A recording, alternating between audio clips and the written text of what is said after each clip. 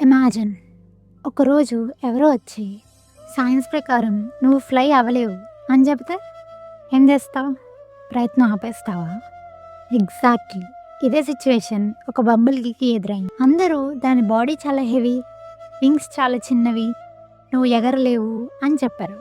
ఆ మాటలు విన్న తర్వాత బంబుల్ బీ తనని తాను డౌట్ చేయడం మొదలుపెట్టింది. మేబీ వాళ్ళు చెప్పింది నిజం కావచ్చు.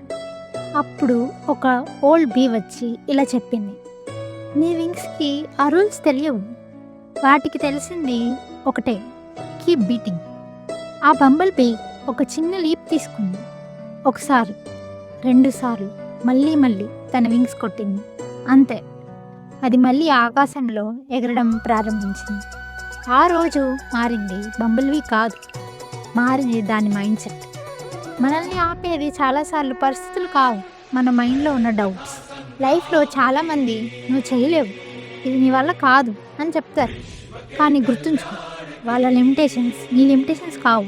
Keep working, keep believing, keep moving forward, because the day you stop believing other people doubts is the day you discover your own wings.